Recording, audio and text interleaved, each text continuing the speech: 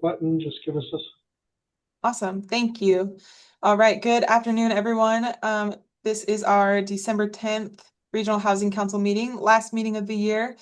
I appreciate everyone joining, and we can start out with some quick introductions. I'm Emily Klaus, Thurston County Commissioner and Chair of this council, and I'm joined here by some staff. This will be tricky with everyone popping on, but I'm joined by Tom Webster, Leah Tangeman, Elisa Sparkman, and Caven Hill, and AJ, AJ Mai, nay, but her name's Andrea. I don't know if you want to change your name to AJ. Um, and I think that's all. Oh, we have Alex Purse as well. Did I get us all? I think so. And I'll pass it over to Michael. Thank you. Michael Althauser, council member from the city of Tumwater for approximately 6 more days. Well, actually, no, I guess a couple weeks, but short timer nonetheless. And I'm joined at this meeting by Brad Medrud from our community development department, as well as Erica Smith-Erickson. I think Joan Cathy will be joining too, but I don't see her yet. I'll pass it to Danny. Hi, I'm Danny Madrone with the Olympia City Council, and I see that we have Jacinda Stelgis with the City of Olympia as well, and I think that's it, though we might have some other folks pop on later on. Awesome. And Danny, you want to pass it over? Sure, Gary Cooper. Awesome. Yay. Gary Cooper, City of Yelm, Planning and Building Manager. Not aware at this time whether Councilor Johnstone will be attending or not, but I'm here. Thanks, Gary. All right. And then we have, I see Nick's here for Lacey. Do you want to introduce yourself, Nick? Sure. Nick Dunning, City of Lacey. It doesn't look like Carolyn is here, so I will make sure to pass the word along for everybody. Perfect. Thank you so much. Oh, hey, Carolyn, right on cue. Oh, there we go. Hey, you're on mute, Carolyn. You want to do a quick introduction?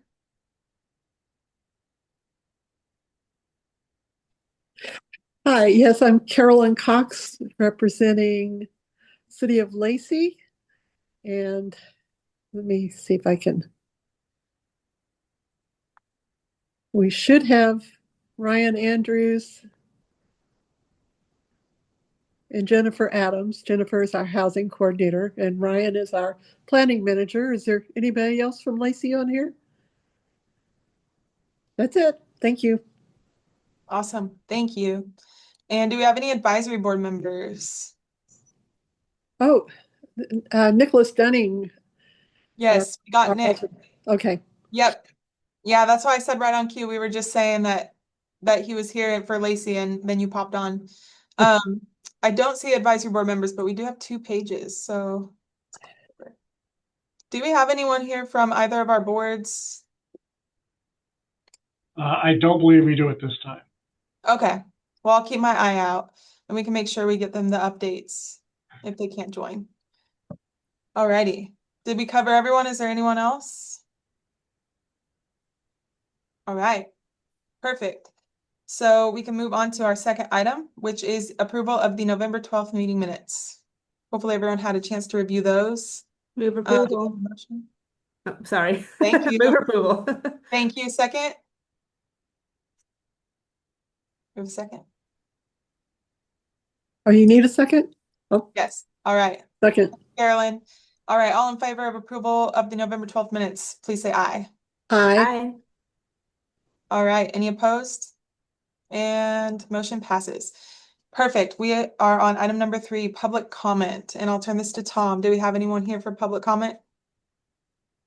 We did not have anyone sign up for public comments, but we do have some attendees. If anyone in the attendee room would like to make a public comment, if you could raise your hand, we can promote you. I will also note that RHC members did receive a written email comment from Ty Gundel this afternoon. So we'll include that in the record as a public comment. Perfect. But if we have any attendees, I am not seeing any attendees with a raised hand, so it does not appear we have any other public comment this evening. Okay, perfect. Thanks, Tom. And then I don't know if you wanted to touch on the topic of the email from Ty Gundel. I don't know if everyone has had a chance to look since it did come in today. It's primarily about the RLTA, which is coming up on our agenda for the legislative priorities. Did you want to say anything else, Tom, or? Not at this time. I think Okay. if there's further discussion, the ledge priorities would probably be the appropriate place to talk. Perfect. All righty. Sounds good. So then we can move on to our Built for Zero presentation. And it looks like the lead on this is Dana Evans, but I don't know if I see. Oh, there you are. All right. So I'll turn it over to you and welcome. Thank you. Thank you. I appreciate y'all's time and energy today. As Emily mentioned, my name is Dana Evans. I'm the Built for Zero coordinator, a family support center with our coordinated entry office. And I think, give me one moment. Can y'all see my presentation? You see a spinning just wheel. yet. Here There comes. you Oh, we do. Yeah. Awesome. Okay. All right. So as Emily mentioned, this is just a brief sort of presentation about Built for Zero. It's an initiative that our community has been a part of for quite some time. But for those of you that aren't familiar, Built for Zero is a national movement of communities working to measurably end homelessness one population at a time. So communities in Built for Zero traditionally embrace a data-driven and evidence-based strategy to reach functional zero. We'll talk a little bit about what functional zero is because I'll say it a lot today. But it's basically a state where local systems are actively reducing and ending homelessness so it remains rare and brief. For some context, there are over 150 communities in the US and internationally that are part of this initiative. And the initiative itself is put forward by a group called Community Solutions. And then a few of those communities have even achieved functional zero homeless rates for certain subpopulations, which is great in terms of like comparing evidences for success. And then also just hearing about other communities that have been able to reach functional zero for certain populations. So Built for Zero uses a multi-layered approach. It includes members from all levels of our homeless response system, in addition to people with lived experience, working together to assess and remove gaps or barriers in services. And for anyone who is more veteran aligned, this is very similar to the VA's One Team approach. And if you are youth and young adult aligned, you might see some similarities with our old Anchor Community Initiative and then our current Communities for Functional Zero initiative. Specifically for youth populations. So I did want to give you all kind of a brief history of Thurston Built for Zero. And it looks like my slides are not progressing. Let me try this. My apologies, y'all.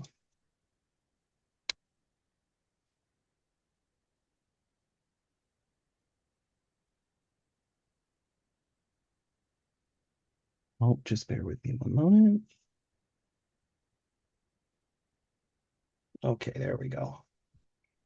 Should pop up. Okay, so as I mentioned in 2021, there was some previous Built for Zero work before that, but that is when Thurston County signed on to the initiative and became an official Built for Zero community. In 2022, a lot of the core team and program development happened. That's where a lot of developing what the program looks like now happened. And then in 2023, Thurston County dedicated a Built for Zero coordinator position. They created it and filled it at Family Support Center. And originally it was filled by someone who I'm sure you're all very familiar with, Kevin. And then in 2024, while Kevin was the Built for Zero coordinator, we achieved a major milestone for Built for Zero, which is quality data. And there's a huge scorecard that goes into what quality data means, but it basically means that we're confident that our data is as accurate a representation of folks experiencing homelessness as possible. And then we achieved that for both chronic and veterans, which are our first subpopulations that we're dedicated to. And I'll talk a little bit about that as well.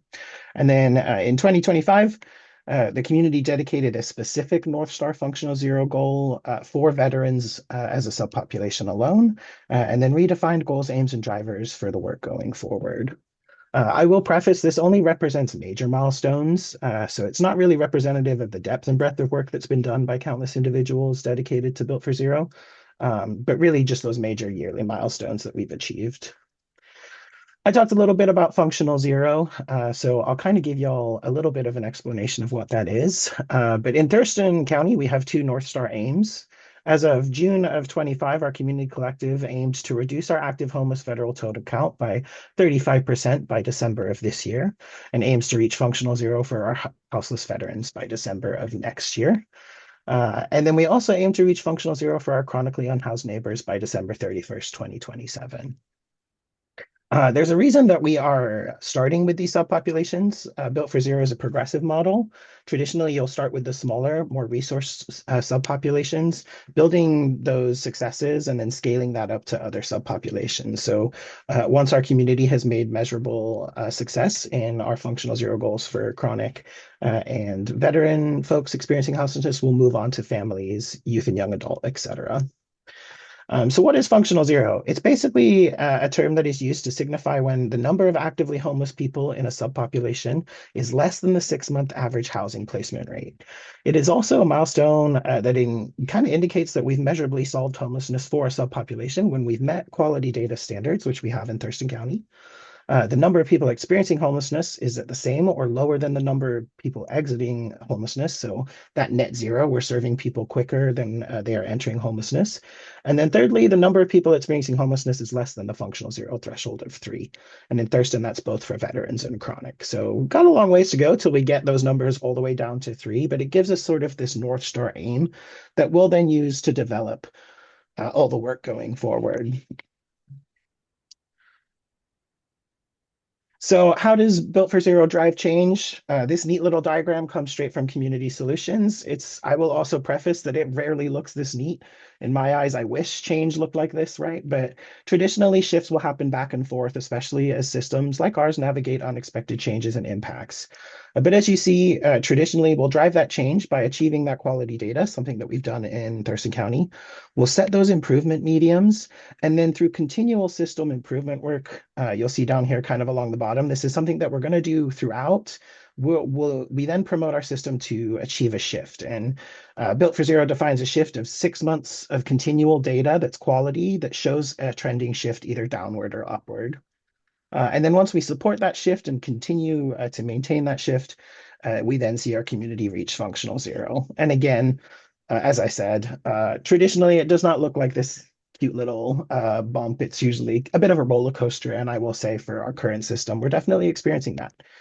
You can look at our data throughout the years and see kind of it goes ebbs and flows, it shifts up, it shifts down. But ultimately, in the long run, this is what it looks like. So you might be wondering, what does that continuous system improvement work look like?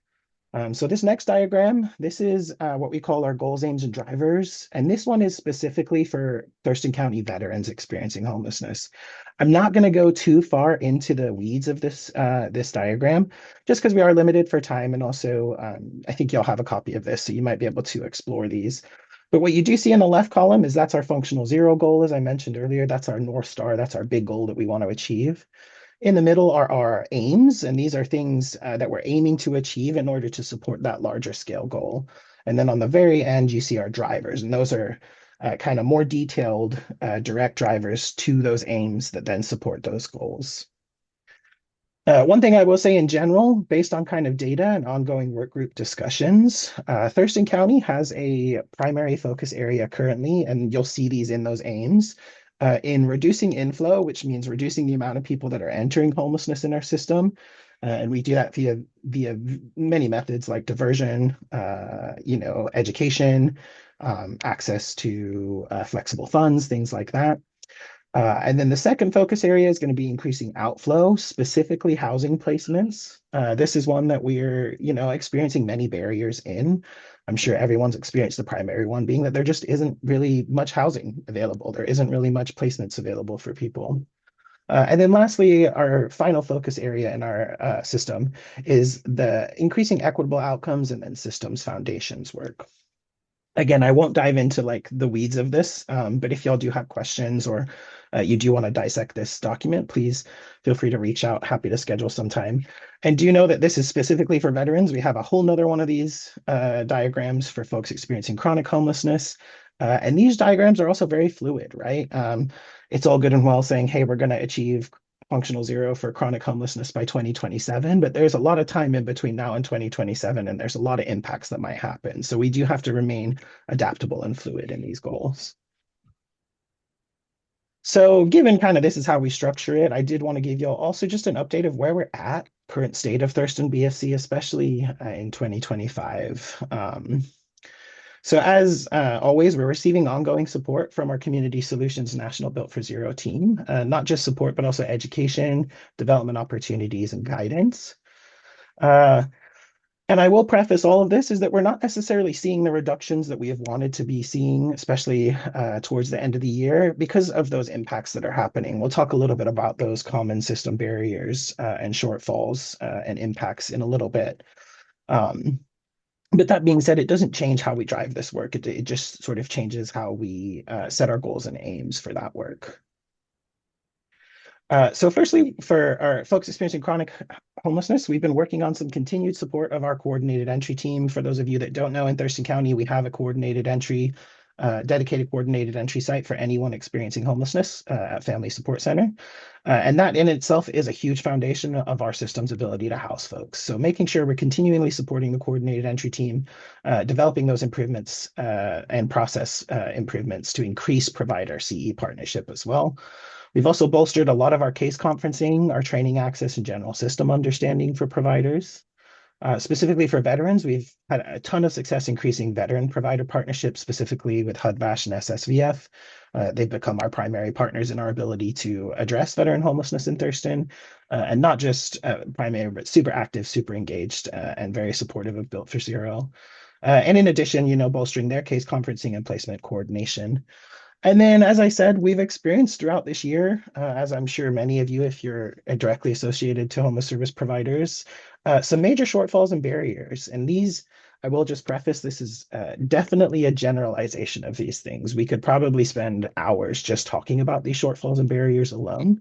But I wanted to kind of put into perspective, what are we experiencing in Thurston that is, creating the biggest barriers to us achieving our aims and goals for Built for Zero? And those are pretty standard. They are not unique to us. They are not new to our community. And as I said, the primary one is just access to affordable housing, lack of housing, and shelter bed options.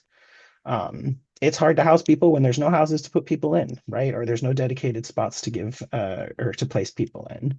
Another major impact that we've seen, and I'm sure a lot of you have experienced, is just pretty drastic and major shifts in funding or unexpected shifts in funding. I mean, it goes without saying, right? It's hard to do what you need to do without resources to do it. And as we see those resources taken away or threatened or, be unsure if they're certain or going to happen, it affects our ability to actually provide those services. Another major one we see, and this is more on the participant side, is no contact and lack of engagement. I think that there is often an incorrect correlation with lack of engagement means someone doesn't want something, but when you are severely under-resourced, things that we take for granted like emails, phones, having a phone number, having data, having access to these things are really hard for folks that are super under-resourced. And so we're seeing that no contact and lack of engagement is becoming a huge barrier in our ability to actually put people into placements. And it also creates a lot of sort of slowdowns for folks as we're waiting. If you're not familiar, Thurston County places people in housing based on a vulnerability index. So basically, the less survivability you have and the more likely you are to be impacted by being houseless, that's kind of where how we place. So we'll start at the top and we work our way down. So traditionally, the higher up on the list you are, the harder it is to keep you in contact and engaged because, again, you have those barriers. So that's been a major barrier for us. And we've had a lot of pretty fun tests for change of like, how do we navigate that, right? So that we're not putting the burden of contact on people who are already struggling to stay in contact. And then lastly, I think a major one that we're all experiencing daily is shifting narratives and legislation. I think goes without saying we're in a time where homeless services are kind of at the forefront of narratives, and we're seeing a lot of competing narratives on what homelessness is, what it looks like, and how we as a nation handle it. And so these are things that we're having to put more energy to, and I anticipate things that we're going to continue to work on as we go forward. So I talked a lot about data, quality data, and Built for Zero, and I think given it's the end of the year, I did want to give y'all as the Regional Housing Council a good snapshot of what our data looks like in Thurston County specifically. And this is more than just the PIT count and more than just narrative data. And so this next report, there's going to be 3 slides. They're all cut from a report that was generated by the Office of Housing and Homeless Prevention by River. Huge shout out to that office and River. River is not only the data lead for OHHP, but also for Built for Zero as well. And so this is just kind of showing where we're at currently in 2025. So these are this is a totals count for Thurston County. And as you see in 2025, we had over 6,500 people accessing our homeless response system in some way, shape, or form. Of that, we identify exits as either positive, negative, or unknown. So positive exits are they exited into housing or a placement and it remains stable. Negative exits are when people are exited from a program into homelessness or into unstable housing. And then unknown exits occur when we are unable to perform exit interviews. We don't really know what happened. They possibly moved away. They found their own market rate housing that works. They're in treatment, things like that, but they're unreported. So we're not sure. And as you see, in 2025, we had 703 positive exits. We had 1,344 negative exits, and then 1,753 unknown exits. If you're just looking at this year, that does kind of look shocking. We have, almost twice as many negative exits as we do positive exits, but the data does correlate with previous years as well. And another thing I do want to note is that if you look at our trend lines here, you see that they're all going down. So this is speaking to the fact that our community has less and less ability to place people currently. This is reflective of, again, not having enough resources or placement spots for folks, not having capacity to serve those people, and then not having the funding to keep those spots or sites open, amongst many other things, obviously. Hey, Dana. Yeah, I quick don't know question. if you want to take questions at the end or now, but we do have a hand up. Oh, I apologize. I didn't see it. Yeah, go ahead, No Michael. worries. Hi, yeah. So for people accessing the programs, so is that 6,548 unique individuals, or could one person have multiple negative exits within the calendar year? Great question. So my understanding is these are unique deduplicated individuals. So Okay. that being said, this is people that were in our HMIS system in some way, shape, or form. So that being said, not all 6,548 people access coordinated entry. Some of them only access diversion or rapid rehousing, things like that. Specific programs are in our HMIS system, but not necessarily part of coordinated entry. So a better way to sort of say that is over 6,500 people accessed homeless services in Thurston County, unique people in 2025. Okay. And one other question, our unknown exits were much lower. I mean, our total numbers were lower in 2025 than 2024. And we still have time left in the calendar year, so maybe that'll be a little different at the end of the month if there's a data lag. But were there different strategies deployed to reduce the amount of unknown exits? Is that coincidental that that's lower? Or was that purposefully sort of executed to try to reduce that delta? Yeah, another great question. So for unknown exits, right, we're always pushing, there's this correlation that coordinated entry is our homeless crisis response system, but we are just the catch site for it. And so we rely heavily on all of our providers, pretty much anyone administering services in Thurston County. We rely heavily on them in order to report these outcomes to us. We do our best. We're a small office at coordinated entry. There's only like 5 or 6 of us there, but we do our best to get those reports in. And in this last year, even if before that, there has been a huge push to bring providers into more competency around why coordinated entry looks how it looks and why reporting those outcomes is super important. And so there has been some intentional push to drive that number down, because ultimately what hurts our data quality is not having these reported answers and having these unknown outcomes. So yes, is the answer to that, and definitely anticipate continued action in kind of trying to lower that while we're also trying to lower negative exits. And ultimately, we want to see that positive exit trend line go back up as well. Okay. And sorry, I have just one. So how do we get to 6,548 if for unknown exits, there's 1,753. That's close to half, but that's not half of 6,548. That's half of like less. I don't know. I don't know what the math is off the top of my head, but how do those percentages align? Yeah, so 600, That the overall 6,500, number. oh, I'm so sorry. The 6,500 folks may not necessarily be people that access placement services. So, of the people that were placed Okay. or accessed or needed placement, that's the exit types. So, exit types, if you're someone who just gets a little bit of flexible funding and it helps you maintain your housing, your placement isn't going to be recorded because you haven't been placed or you haven't been negatively placed. You were just using adjacent services, if that makes sense. And then I will say River is probably going to be the best resource for kind of deep diving into this as River put this whole report together and knows specifically where these data points come from in our data.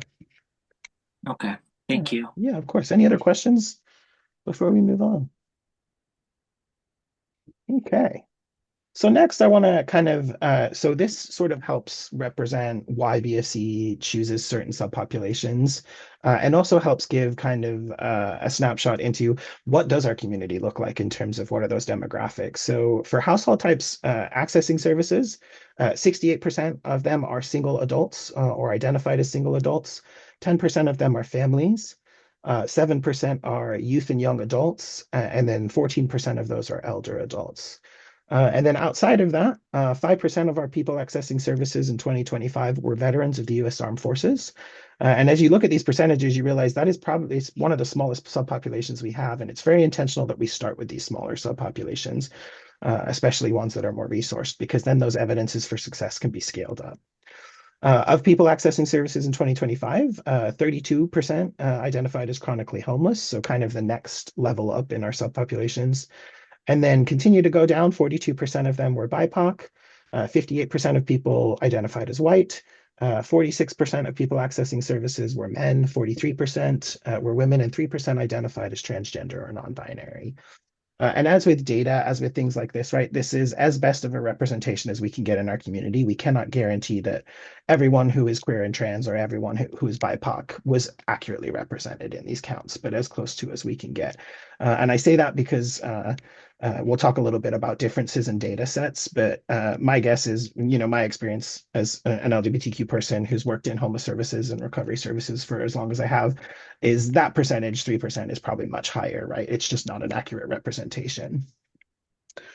I will also say in 2024, veterans were one of Thurston's most vulnerable populations experiencing homelessness. I think the data that River sent me is 1 out of every 56 veterans accessing services in Thurston County died in 2024 before being permanently housed. So again, we talk about vulnerability and how we scale our services in Thurston County. Basically, we're trying to provide services to the person who is most likely going to die if they continue to stay homeless.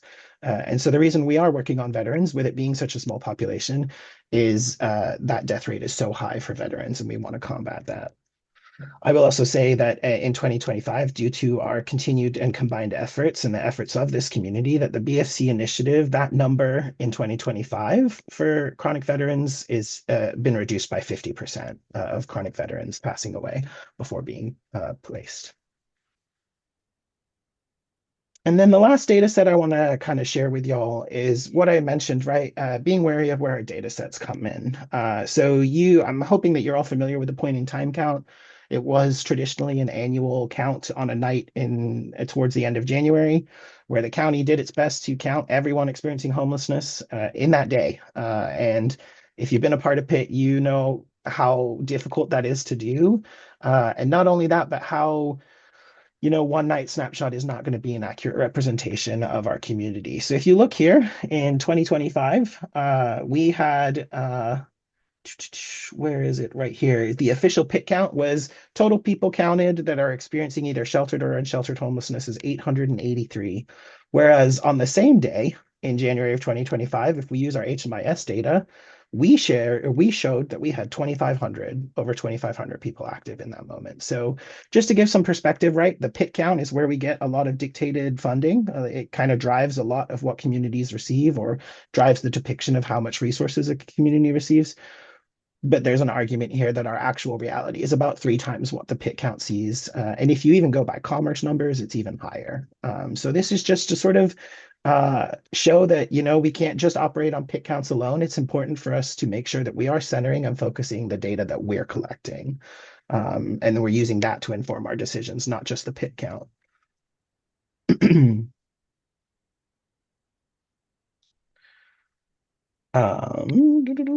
And then I think I'll just specify this. I had one person ask last time I talked about PIT, why does it happen just one day of the year in, potentially the hardest time of the year to go out and do outreach?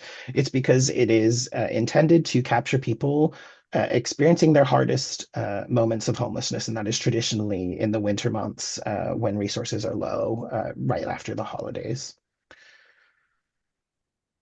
So you might be asking, kind of now that I've given you all this information about BFC, how it's functioning in our community, and sort of what our data is looking like. Like, how is it best that BFC supports the Regional Housing Council, and how can the Regional Housing Council support Built for Zero? So I think it goes without saying, achieving functional zero is going to require community-wide, a county-wide effort, and we're looking for people to lead this collaborative change in our systems, and not just lead it, but know what our goals are and elevate them within the community, especially in discussions and decision making. So as a community Built for Zero initiative, myself and the people that work towards this Built for Zero initiative are going to commit to continually collaborate with the Office of Housing and Homeless Prevention team, and also ensure alignment with the Regional Housing Council and the Advisory Board priorities. I'm very thankful to be a part of the Homeless Services Advisory Board as well, and so finding ways to easily align with those priorities, in addition to making sure that we're aligned with the county 5-year plan.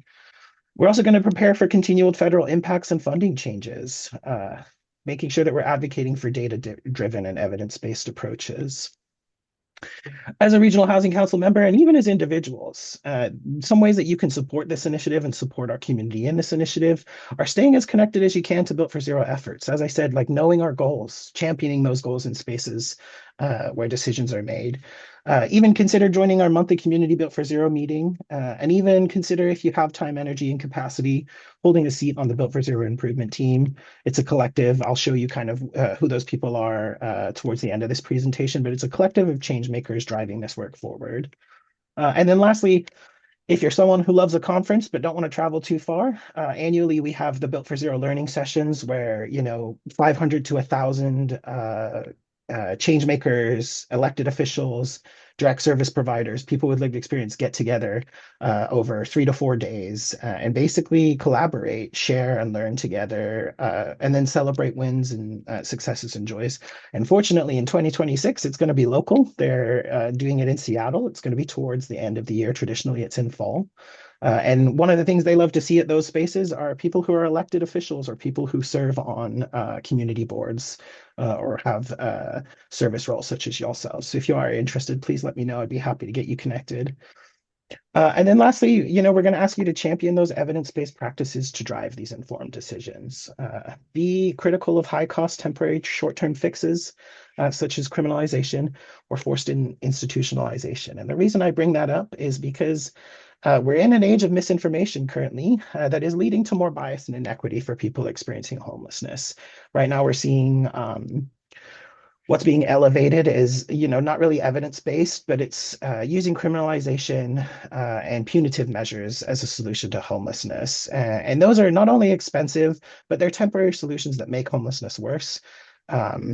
We have evidence that show this, but we're still seeing communities, even locally in Washington, we've seen communities adopt criminalization as a solution. And then we see larger scale metropolitan communities really leaning into this by building, for lack of a better way to say it, basically prisons for houseless people.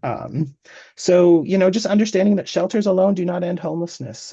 Housing and supportive services end homelessness. It's more than just providing shelters. It's more than just providing transitional homes. Avoid solutions that divert funding from proven solutions. We have all this data and we're still having to advocate for it every day. So, we want to avoid those solutions that divert funding from proven solutions that are already doing what they intend to do, and then moving them to ultimately places that fail to move people into stable housing, such as criminalization.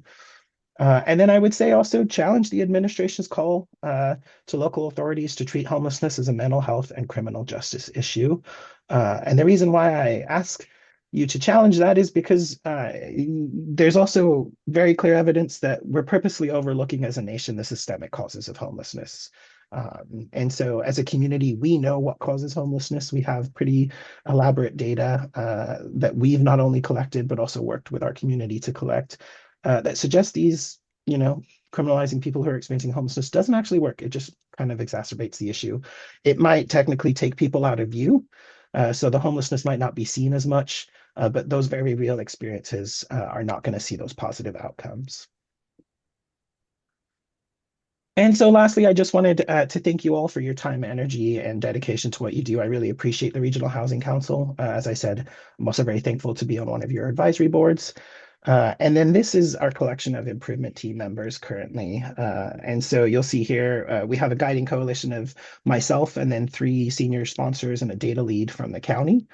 And then we have an improvement team made up of various service providers and leaders that touch the subpopulations that we are currently working towards. And I want to open it up if there are any kind of follow-up questions or any comments. Thanks, Dana. That was a great presentation. I see a hand, so let's go to Gary. What you got, Gary? Thanks. Just a comment. I don't remember the exact title of the slide, but it was, I think, goals, methods, and drivers related to veteran housing. Yeah. And I just kind of want to compliment you on it because it's really nice to see what I consider to be a very specific set of numbers that seem realistic, that kind of add credibility to sort of what you're doing in general. So that's all. I mean, increasing veteran housing from 4 to 6, for example. I mean, that's kind of refreshing to see. That it's like that seems doable and like it's an incremental approach to getting down the road. That's it. Yeah, I definitely appreciate the comment, Gary, and I would extend that compliment not only to myself, but the community that these drivers were written by a collective group of people actively serving our veterans. And then also this methodology was built by Community Solutions. So they understand that, yes, these actual drivable, measurable goals do end up driving a lot more of this work than kind of those overarching, like, we just want to solve homelessness, right? Being specific and measurable has been proved to help drive us towards functional zero. And so definitely anticipate that we are going to continue to do this as we redevelop these goals. As I said, a lot of our reductions we haven't seen as we had hoped, just given, the climate and circumstances in our community around funding and legislation. But that's not to say that these goals are going to change in specificity. They're going to stay this specific. We just might change those measures. And yeah, I will definitely extend this onto the work group. Yeah, thanks, Gary, for your comments. And I echo those comments as well. It does make it feel and look more tangible when we see the numbers on the screen, and it definitely puts things into perspective a little bit more than just seeing data points. So yeah. And the way it's built, we can check month by month if we're actually working towards these, right? We can see each month as we input our data into our dashboard, if we are achieving or if we're, moving towards these things. I'm going to go back to the last slide just to keep my email up. I'm in this first group right here, but I will also make sure that you all have access to it. But I just want to make myself available as the Built for Zero coordinator. I can make time and energy and some intention, and I'm happy to come to y'all wherever you are at if you wanted to dive a little bit deeper or explore ways for continued support. thank you. We do have a couple more minutes on this section of the agenda if there are any additional questions or comments for Dana. I have some, but I'll wait until everyone else has had a chance to talk. All right, I don't see any hands. I'm double checking because it's hard to see when the screen is being shared, but I don't see any hands, so I'll go ahead. Dana, I just wanted to thank you for coming today. I also wanted to thank you for your service on the Homeless Services Advisory Board. That's very meaningful, and I really appreciate the time that you're dedicating to that, as well as the time you're taking to do this work. You and I met a while back, and a lot of the conceptual ideas that you were sharing with me, I see coming to fruition through the data that you're showing us today. And I just want to say how grateful I am for that. It seems like you're successfully pulling information that you need and synthesizing that information in a way that makes sense for people like us on this council, who are making really important and significant decisions that impact the most vulnerable residents. So this is a very valuable presentation, I think, for us to hear. I also had a question for you related to some of the solutions, like evidence-based solutions for housing, because when you were on the part about criminalization and punitive measures exacerbating the issues, you kind of gave the example of essentially like prisons for houseless people. And it made me think like, what does the data say about solutions that are actually working? Because we see lots of different types of developments happening. You know, we've got our tiny home villages, we've got our shelters, we've got our permanent supportive housing developments. In places like King County, you see a lot of efforts going into like social housing, which I've heard a lot about, but we don't really have a robust social housing program happening here in Thurston County. What does the data say? Because like it seems, and this is just anecdotal, but it seems like the solution has to fit the person's situation. And so sometimes like we see people who are the most vulnerable, who have not been housed in 20 or 30 years, getting an apartment, and then their services disappear and they're not successful in that apartment. So have you broken down the data enough to be able to say like, okay, this, you know, we analyze the needs and then kind of direct people towards certain solutions, or what does that kind of data look like? Yeah, I think, I can only really speak to what I've witnessed in my own experience, but I pretty confidently can say, things that truly do work in terms of sustainability and long-term positive outcomes are that supportive housing element. So one major one that we are seeing a huge narrative attack on right now is housing first, right? Because a lot of people are currently now saying that housing first is housing only, but understand that those are two very separate things. So I think one thing that definitely drives long-term positive outcomes is that supportive housing element. And we're seeing nationally a shift away from that, especially through executive orders, directly calling out housing first as something that's not successful, despite the fact that we have a wealth of data and evidence over the past few decades that would suggest the otherwise, right? And so I think understanding that housing first is not housing only. Housing that is provided with those supportive elements, in conjunction is how we guarantee those long-term outcomes. But obviously, there's resources that are needed to provide those. And I think you're also right in that it's not going to be a one, solution fits all. And it is going to have to be tailored around not only the participants' needs, but their choices, right? We don't want to force people into placements that aren't going to be successful, right? We want to make sure that we're honoring voice and choice for those people. And so, I think it's, you're going to see these narratives get kind of, especially housing first, you're going to see more sort of directed narratives around why housing first is unsuccessful, despite the fact that we have wealth of evidence that would suggest the opposite.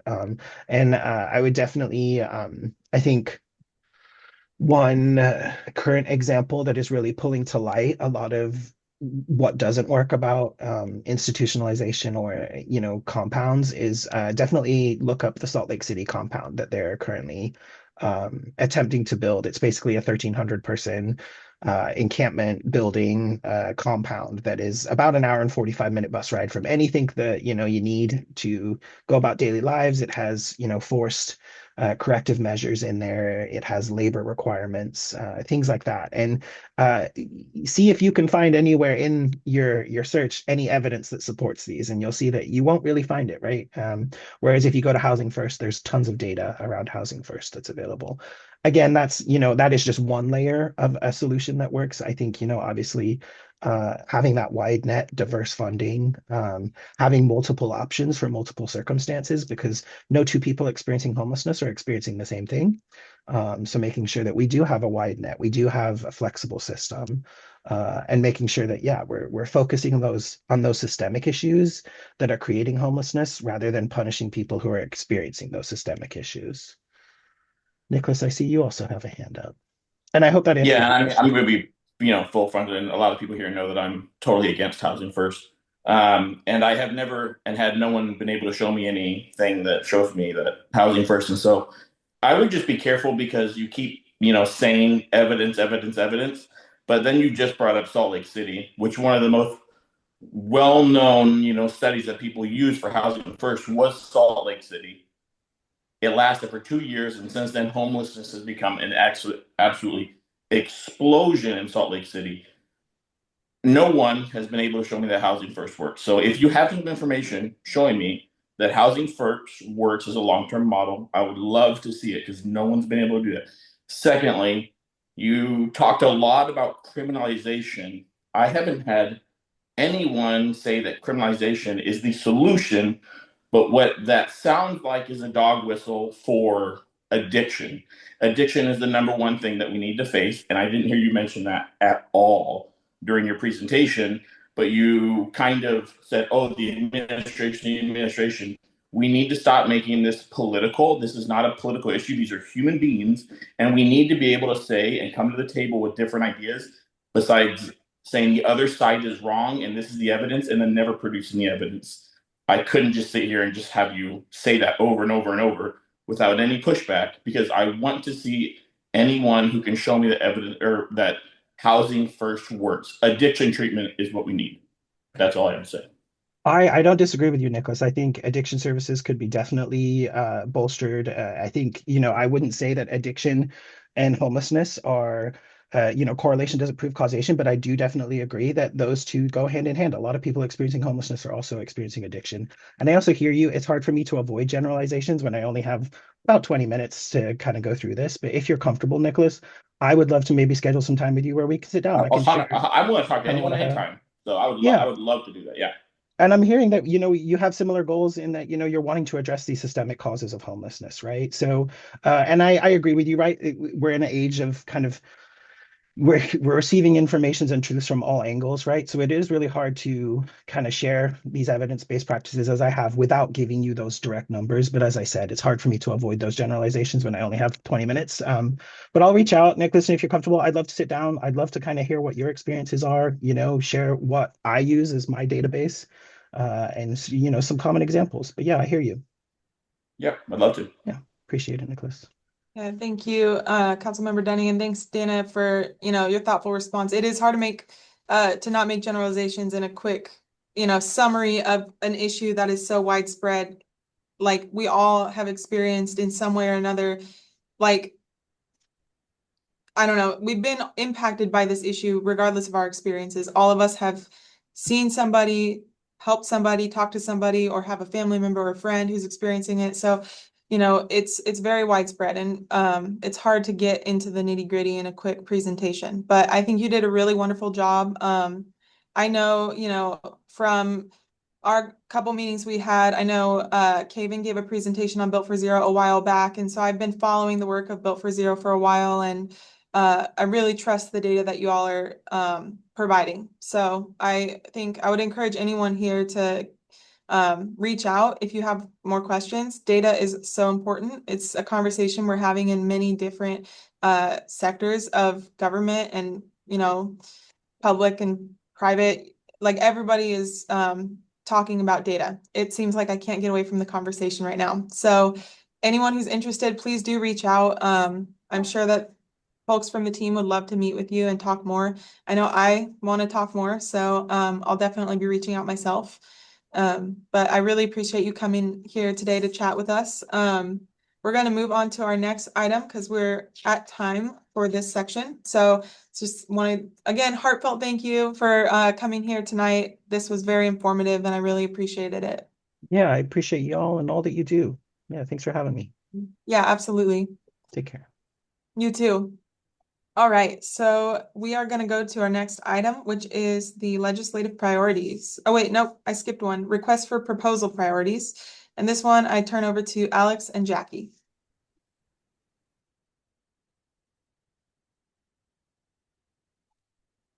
Alex, you want to go first? Second. Yeah, sorry, my video and mute was it was slow to begin. So thank you, Commissioner Klaus. I can go first. Leah, would you mind sharing the agenda, the pages related to this item, please, so that everybody can see what I'm speaking to? Or I guess I could share it, huh? I got it pulled up here. Okay, thank you. Roll. Page 19.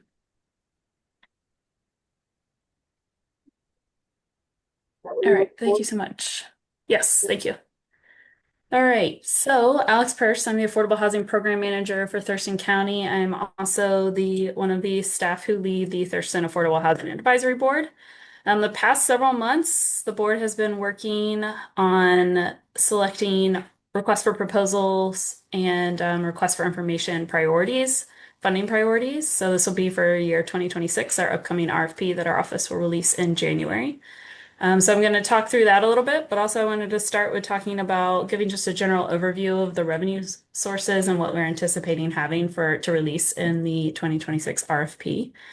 So generally speaking, our revenue is pretty flat. We have on this top blue table, we have the different funding sources to the left, and we also have the revenue that we collected for 2025 in that third column, and then our estimated revenue for 2026. So totaling all that up, we're anticipating receiving around $9 million. And the table below in the green is what we're a breakdown of what we're expecting to be able to release in the 2026 RFP. So if you subtract the admin from that top $9 million, what we anticipate having available for awards would be almost $7 million. We also recently had the 228 Olympia project come to us and tell us that they were not going to be able to move forward at this time. So we have a previous award of $2.75 million that was awarded to them that we asked the TAHAB what they would like to do with that funding at our last meeting. They chose to put $1 million of that award into the Opportunity Fund and the rest of it into the RFP.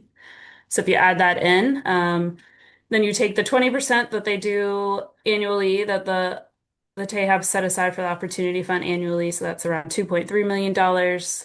Then 60% they set aside annually for the RFI, for the pipeline, so that's $2.4 million. Oh, excuse me, that's incorrect. That is the pipeline projects are the 4 projects that were put into the pipeline in 2024 and expected to come in this year. So that is the total of their award amounts. And then what is left over is what we anticipate having available for the 2026 RFP. So that is around $4.9 million.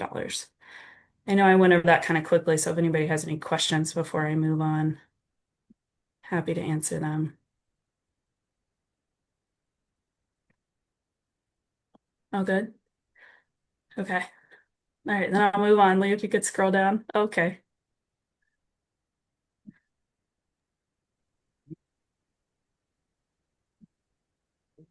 I could share it. You got it back. Okay. Sorry, I forgot that I could share. I'm used to having to fight over who's the host of the Zoom. Okay, so moving on to what the TAHAB discussed and what is our proposal to UR and the action we're looking for tonight is on the RFP 2026 RFP priorities and scoring criteria. So the advisory board over the past several months discussed the priorities and activities that they would like to prioritize for coming into this RFP. They are proposing to you all to recommend that all applications for eligible activities under the various funding sources are accepted through the RFP this year. And then they wanted to prioritize 2 specific areas, one being serving incomes at or below 50% AMI, area median income, and prioritize projects that occur outside the city of Olympia. So those are the 2 priorities that they are proposing to you all to implement for the 26 RFP. To reflect those priorities, they adjusted the scoring criteria, which is in the table below. So you see those under importance to community. You see 1A, meeting the priority of serving a household below 50% AMI, and then criteria 1B, meaning the priority of occurring outside of the city of Olympia. Jacinda is also online. Jacinda, if you want to chime in with anything that was discussed or if I missed anything. I'll just very briefly add, thanks, Alex. In our discussions with the board, the Thurston Affordable Housing Advisory Board around these priorities, the board took into consideration the breakdown of units that we all the jurisdictions agreed on, like a year ago or something now as part of the comprehensive plan work. So just kind of specifically around like AMI and locations, trying to recognize that like units that serve households below 50% area median income are our highest need. And then also projects, there's a need for affordable housing across the region, not just in Olympia. We see a lot of that happening in Olympia, but Yelm, Tumwater, Lacey, unincorporated, it's needed everywhere. So just providing a little bit more background there. That's why you see these things as priorities, and those are some of the things that the board considered in recommending these priorities. Thanks for that context, Jacinda.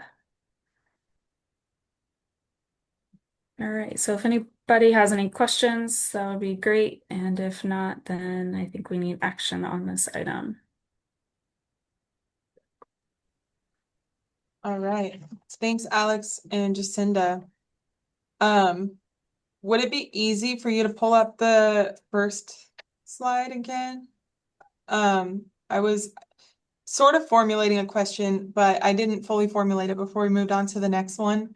And I still don't know. I just was kind of looking at it, the notes. So I think you might have mentioned this, but on the green box for the set aside for pipeline projects, you mentioned that the dollar amount in the 4 projects, is this like the amount is going to be broken up between 4 projects because the projects are already selected? Yes. Okay. Yes. So those projects were selected in 2024 when we released the RFI for the 3-year pipeline. So those projects were selected. And so I think those agencies are Habitat, Homes First, and Thurston Housing Land Trust. So there are various amounts that make up that.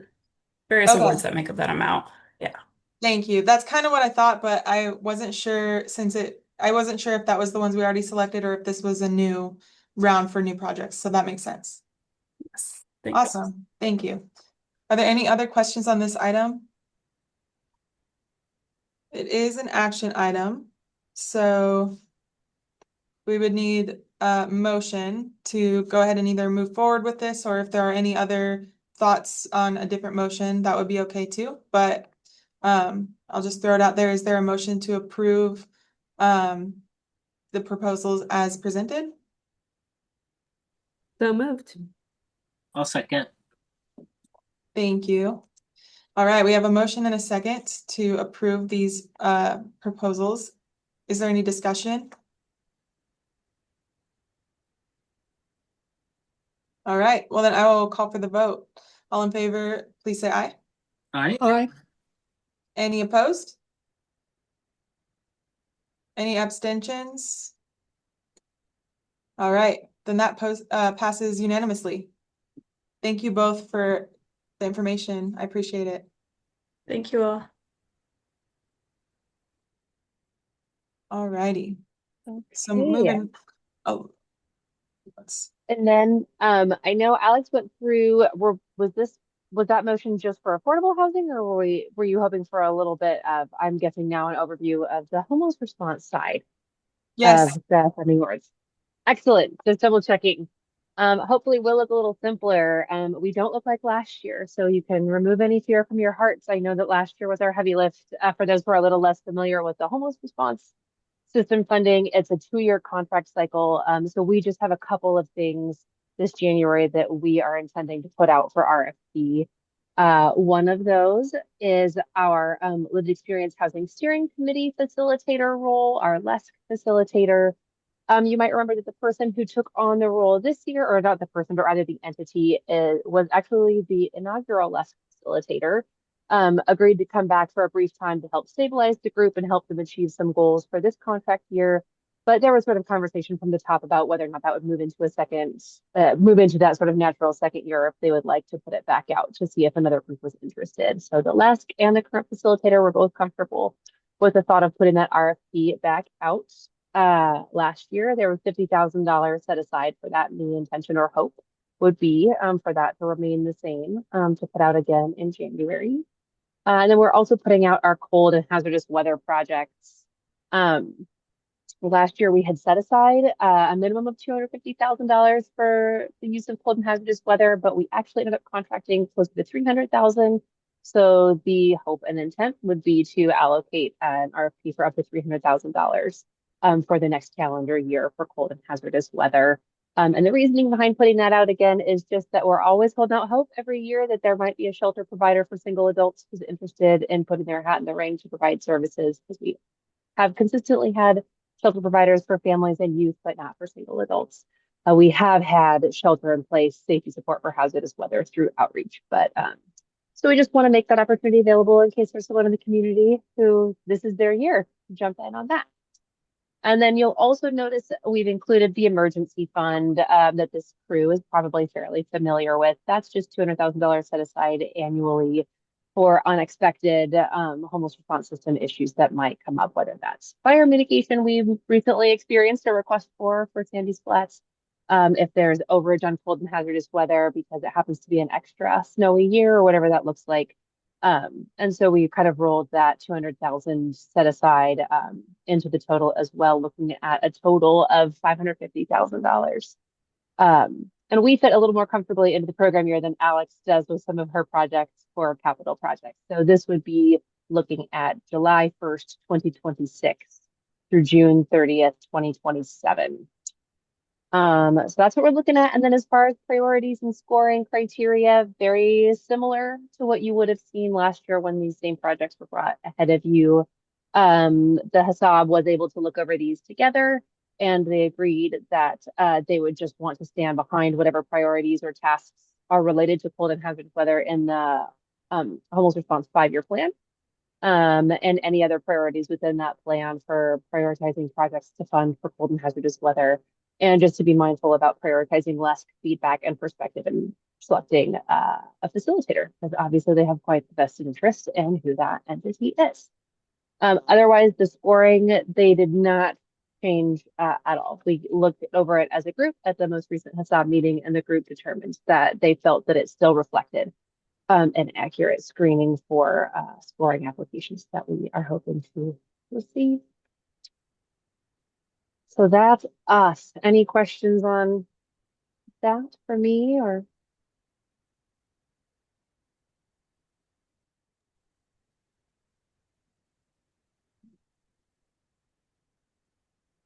Any questions for Jackie?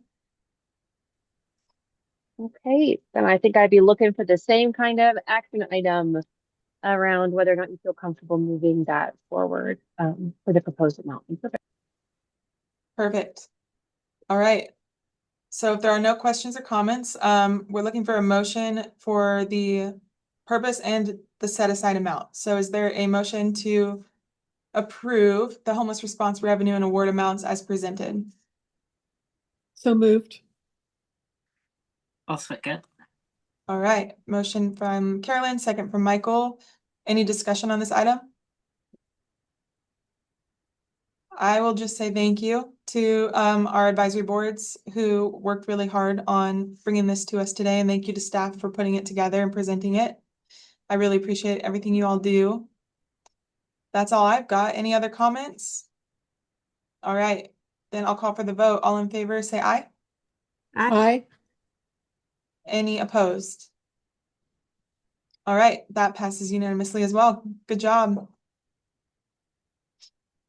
All right, that brings us to our legislative priorities, and I'll pass this one to you, Tom. Great, thank you, Chair. So I am going to share my screen. And I know we're a little behind schedule, so I'll try to catch us up.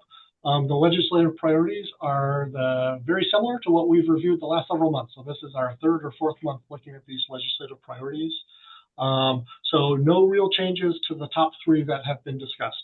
These have gone to the advisory boards, and we've shared it up with them, and we come back with no changes. So the top 3 are increasing ERP, Encampment Resolution Program funding, to maintain funding for the projects that were funded last year, the Maple Court conversion and the Boulevard Road Habitat for Humanity project, and then to indicate support for the Connecting Housing to Infrastructure program, the CHIP program. What we've also done is add 2 areas of interest. So one is the same that was previously around mold and moisture, but we've had some discussions around changes to the Residential Landlord Tenant Act. And so because there wasn't specific legislation to weigh in on, we're highlighting this as an area of interest and indicating that the RHC will not take a formal position on changes to the RLTA until draft legislation is proposed. But there was some talk about whether RHC members might want to have discussions with members of the state ledge delegation around this topic. So we've highlighted that here as an area of interest, but not a formal position on behalf of the RHC. This plays into also, as we talked about earlier, the public comment we did receive from Ty Gundel. There was a listening session and for provider input around potential impacts to the RLTA. So that is available. Looking for, I think, summarizing greater clarity on what is actually kind of responsibilities, requirements for providers under the RLTA, make sure everyone understands kind of that act and other RCWs that apply. And I do want to kind of call out, I'm sorry it did not make it into your packet. We can send it out. We know City of Lacey has included this as a legislative priority. So this is one of Lacey's legislative priorities. I don't know if other jurisdictions have had this as well. So, so that's kind of where we're at. We're looking for, at this point, formal adoption of this evening, but know that there may be interest in additional discussion around the RLTA element in terms of if there's any direction for conversations with state legislators on this issue. Perfect. Thanks, Tom. I see your hand, Danny. Yeah, two questions. One, I see for the RTLA one, it says the REC is not going to take a position until we see legislation and make sure that it aligns with what we want to see. I presume is what that means. But then it says, however, REC meeting members intend to engage with the local delegation. And so I guess my confusion comes in like, how would an RHC member engage on something that we haven't yet decided a position on? And I apologize, I missed the last meeting and I understand that this was discussed there, but just seeing it in writing there confuses me a little bit. Yeah, fair enough. And I think that's a kind of a point of discussion I think last month, and I don't want to kind of put words in people's mouths, that there was kind of understanding of the complexity of the issue of looking for greater clarity, but not wanting to have unintended impacts if there was legislation. So I think there was some interest in engaging those conversations of what legislators are looking at and conveying some expression of interest in improving clarity, but also ensuring that there weren't unintended negative impacts through providing clarity. But I look to other members to kind of articulate that and what that guidance would be if RHC members are going to be talking to delegates. Yeah, thanks, Danny, and thanks, Tom. I was actually looking at the same sentence, Danny, so we were right on the same page. I started, I kind of was thinking about this before the meeting as well, and wondering, like, well, I actually did have a question. Have areas of interest been on legislative priority sheets in the past, or is this a new? We did it last year for the mold and moisture because, again, there wasn't something specific to take a pro or con on. So it was, so I can't speak to other jurisdictions or other bodies, but the REC last year did kind of, as this placeholder, it was something that was important, but we weren't taking a formal position on because there wasn't specific legislation to address. Okay. I think so when I read that RHC members intend to engage, and it's not just about reading it, but I was thinking about this before the meeting, we might have different takes on what the legislation should be when it is written. We might have, some members wanting to see more stringent processes and some members who are more interested in not putting evictions on people's records. Sorry, my light's turning off. And so we might kind of come into this with like a different lens. And so I just wanted to kind of raise the same question about the intention to engage. I mean, of course, we're going to engage because that's part of the legislative process. Do we need to spell that out in the area of interest, or I mean, I would be comfortable, well, I guess I'll just like see what other people think first. But yeah, I have the same questions. Is that a Yeah. hand?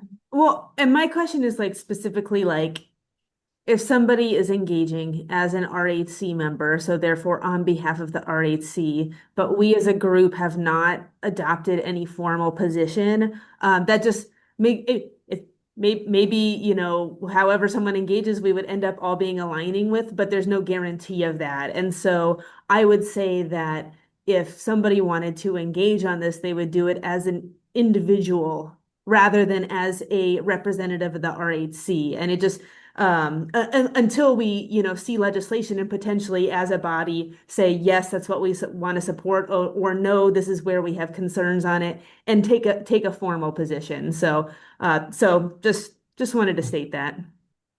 Thanks, Danny. Michael, I see your hand. Yeah, and as folks on the call know, I can't engage in, you know, legislative discussions, and I'll be abstaining from the vote on this just given my day job. And so I, as a member of the RHC now, will not be engaging with legislators about this particular piece, to Danny's point there too. Thank you, Michael. Yeah, and maybe would it be appropriate just to remove that last clause and just kind of end it at RHC will not take a position until draft legislation is proposed, period, and then remove that would work for me, because the way that it's written, it kind of gives tacit approval for folks to go and represent the RHC when we haven't agreed or voted on anything specific. Yeah, thank you, Danny, for raising that. I agree. I think that would be good. Oh, Kim, I see your hand. So you can finish what you were saying first. I'm sorry. Oh, I was just saying that I agree that if we take that part out, it makes me feel more comfortable as well. Okay, thanks. I just, I think, I know we haven't quite talked about the email that was sent by Ty, but I think they offered a really good thing. Like there was a presentation by Carrie Graff, who usually advocates for the unhoused for their tenant rights. And so that might be a good education for all of us, because I think that's what they ended with, is inviting Carrie to come present to the RHC, just, to maybe give us some information that might be helpful. That's all I wanted to see what everyone thought about that. I would welcome that. And by the next meeting, there could probably be some, there could possibly be some pre-filed bill that we could have in front of us, depending on, if somebody's working on it right now. That's another thing I don't know, is like, is there a legislator who's like me, I'm going to work on this? And so I think we'll probably know more next month, and I would welcome hearing more information about it. Absolutely. Yeah, and thanks, Kim, for raising that. If folks haven't had a chance to check out that email from Ty Gundel yet, I would highly suggest. It's got a lot of really good info, specifically related to this piece. So, yeah, definitely a good read if you're interested in learning more. All right.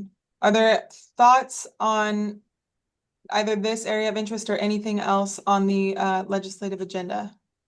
I'm sharing my screen to show, if there's a proposal with that language crossed out. Perfect. So to make it a little easier for a motion if we want to adopt this legislative agenda with this clause struck out. Thank you. I want to just check real quick. There weren't any advisory board members on when we started the call, but have any joined us? Because I'd be interested in hearing those perspectives if anyone's present. I don't see anyone though.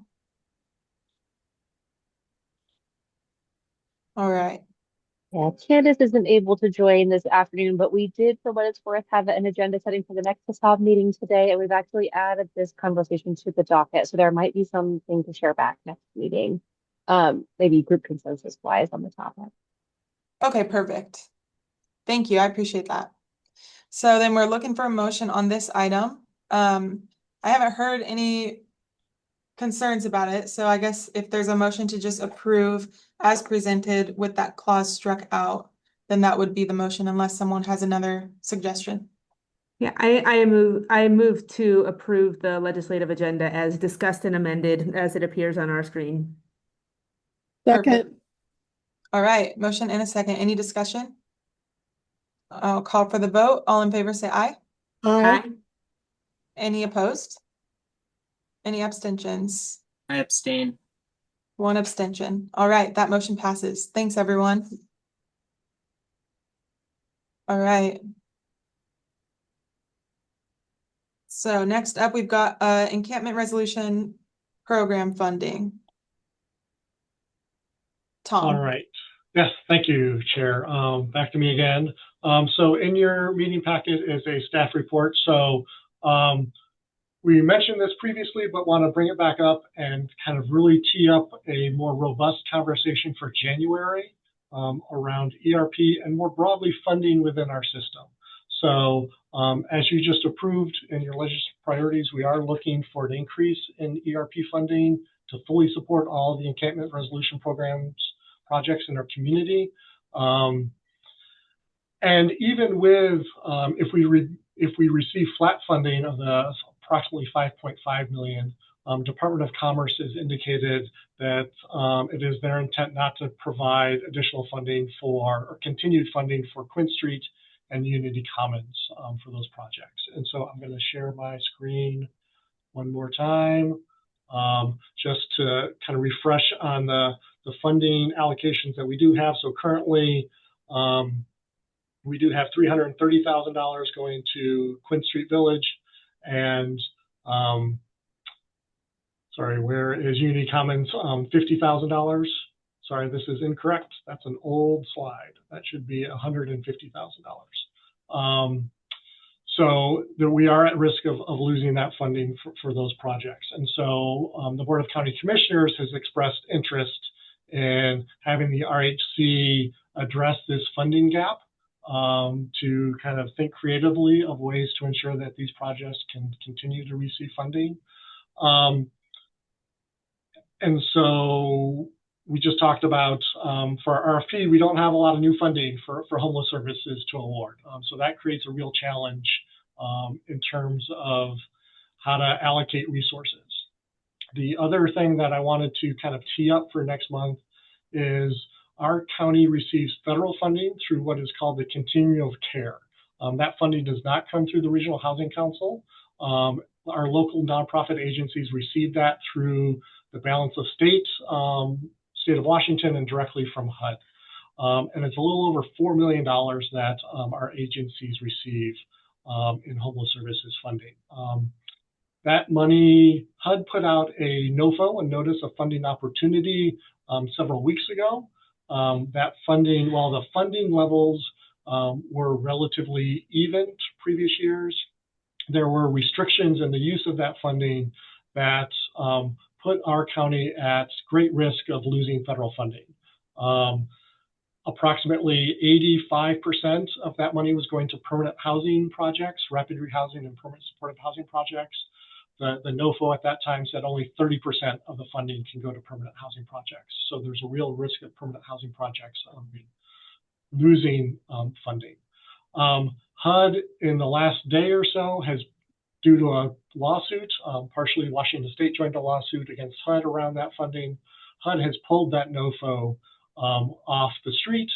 And so currently we are in a waiting period. They say they're going to revise it and reissue it. So that puts a lot of funding in our community at risk and uncertain. And so what we would like to do is in January, bring some, beginning with our effort to bring subject matter experts to this group that we talked about a couple months ago. We would like for that first one in January, what we're recommending is to bring in some folks to talk about the COC funding and provide a little more insight on what the potential impacts of that funding for our community is. And then going to ask you to provide some guidance to us, to the SEC team, but also the Homeless Services Advisory Board on how you would, whether you would like us to kind of look for solutions for these funding gaps, knowing that that those solutions would involve some really hard decisions. And so want to really tee up probably a difficult conversation in January around funding impacts in our community and how we move forward knowing that we don't have there's no new money that I'm aware of coming into our community to help us solve this. So that is really our recommendation, is just to kind of let you know that we intend to have this conversation, and then really to seek your go ahead to plan for that COC funding conversation, and for our first subject matter expert topic that we talked about bringing to you every other month to be around COC funding. Don't know how many answers we'll have by late January around this. Expect there'll still be a fair amount of uncertainty, but hopefully we'll at least have the new NOFO from HUD out, and we might be able to have a better understanding of some of the potential impacts. So no specific action for you tonight, but really just wanted to set up the conversation for January. Thank you, Tom. Danny, go ahead. Yeah, glad to hear we're going to be having this conversation. I feel like I've been ringing this bell for several months now, and I understand that the situation is fluid, and but we've known that there are going to be some pinch points coming up for a variety of reasons. So glad to have the conversation in January. And I would just, and I'm sure we're all on the same page with this because we are the Regional Housing Council, but my request is that we don't look to any particular one jurisdiction as needing to solve any of the particular problems that we're going to see emerging with funding shortages, that we see this as a regional problem. It's a regional system. We need regional solutions. So yeah, that's all. Thanks, Tom. Yeah, thank you. Thank you, Danny.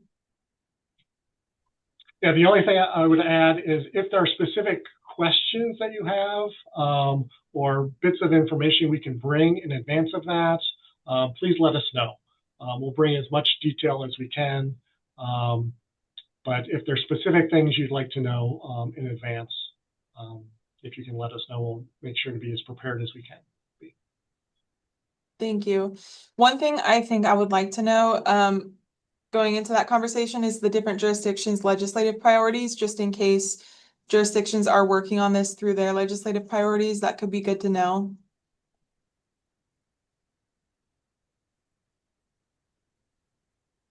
Any other thoughts or anything folks want us to have brought to the conversation next month?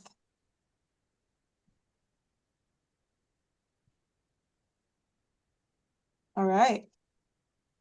Well, that's a short conversation, so I guess we will revisit this next month, and hopefully we can kind of come together with some ideas. I know it's a really uncertain federal funding landscape and state and local federal, all funding landscape. We're all struggling right now, so it'll be tricky, but all right. So we'll see that on the agenda for next month.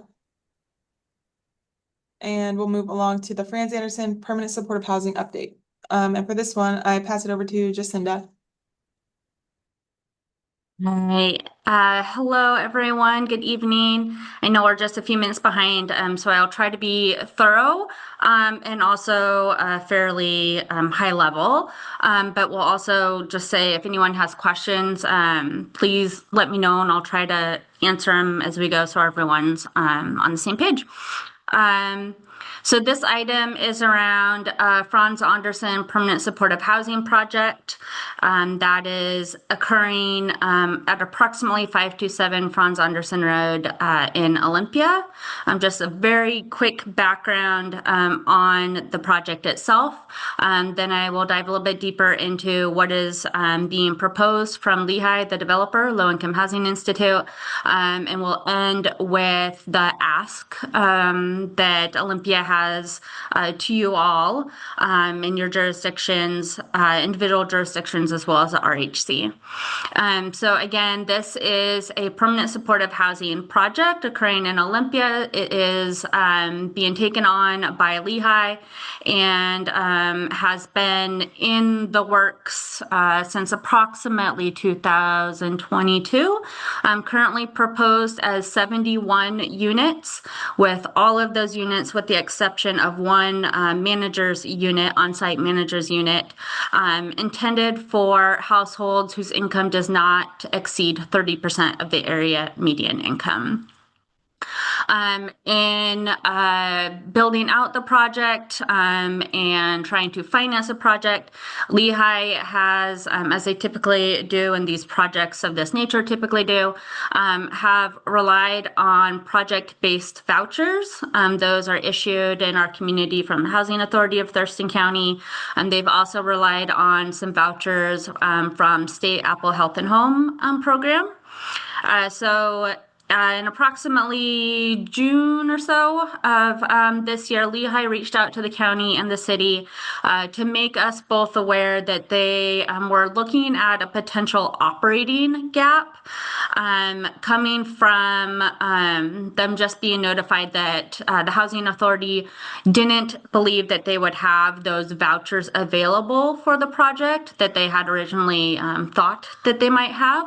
And that is related to again, some HUD funding and budget at the federal level. So no fault of the Housing Authority, but definitely having a big impact. And then Lehigh had also communicated, again, around that Apple Health and Home program, having some issues with their that funding as well on the operating side again, that originally they had built out their operations budget thinking that they would get some higher dollar value vouchers from that project as well. So they reached out to communicate. They were looking at an operational funding gap. So this means they have the funding to build the housing, but they don't have the funding to operate and sustain, which is, as we all know, very important. And had just kind of given us some heads up that they were pursuing other funding, but if they didn't get it, that we'd need to have further conversation. So that's where we are at now. They did pursue that other funding and weren't successful in getting that funding. So as a project is proposed currently, again, 71 units with 70 of them being available. Those are studio and one bedrooms to households at 30% or below area median income. That results in a cash flow deficit for Lehigh of around $285,500 in the first year. So that would be expected, kind of each year and would expected to grow. Typically expenses outpace revenues, especially in these sorts of projects. So obviously that's not good, not sustainable. So Lehigh has reached out to request that a few things, but essentially that we all, as funders of the project, and Olympia as the current property owner that plans to sell the property for $1 to them, that we consider a change in the unit mix. So they are asking that we essentially authorize them to still construct that 71 units, but with about half of those units, so 35 units, intended for households up to 50% of AMI, area median income, versus the 30. So that would put them in a position where they do have a positive cash flow, albeit very, very, very thin. And essentially, they, on the capital funding side, still have the funding to build as of this time. So I'm really coming to you all today, and we'll be back, intend to be back in January to introduce the request to you all to ask. My assumption is that some councils, regional housing jurisdiction councils, may want to further discuss this as well. The project has regional housing council funding in it, but it also has funding from our individual jurisdictions, Lacey, Thurston County, and Tumwater. So all of that funding is applied to the capital side to build and is still needed to build. Olympia wouldn't want to move forward with changing our real estate purchase and sale agreement or doing anything without knowing that everyone is kind of in support of this change. So my ask again tonight is to ask any questions that you all have tonight and going forward. Initiate, if you feel necessary, those conversations with decision makers in your jurisdiction. And then kind of the next steps that I'm really needing or looking for are to be able to confirm, that all the jurisdictions and the Regional Housing Council as a body are supportive of this request from Lehigh, that you all are still committed to the funding that you have in the project for the capital construction side. And then related, if any of you all have requests from your councils, if I needed to make any appearances or explain things more in depth or go into performas or anything like that, I am available to do that. But very high level, that's kind of where we are at in this moment. And open to any questions. Thanks, Jacinda. I have so many thoughts on this. Does anyone have any questions for Jacinda? Carolyn, go ahead. If we could put aside the financial piece of this for a minute, and I guess this would be not only to Jacinda, but maybe Tom and other staff. Do mixed projects like this tend to work, where you've got two models of housing and you're blending two different populations? How do wraparound services work in this context? And you'd have half of them without that they would be strictly low income housing, right? Yeah, so Carolyn, the whole project would be, so those 35 units would serve up to 50%, but the services would still be available for anyone, for the project wide. Okay. Yeah, and I don't want to get too in the weeds, but there are other voucher kind of opportunities, specifically like VASH for veterans, that Lehigh is exploring that allow for a higher AMI level. So the services would still be there. It wouldn't be, the mix would be all but, up to 50%. And some of those may actually end up being lower if there's another sort of voucher that could support that person or that unit.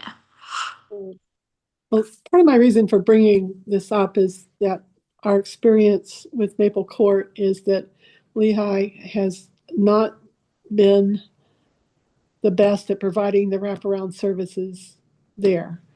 And so their specialty is low income housing. And so if you've got a project like this with half of it low income housing and half of it permanent supportive housing, is this going to work?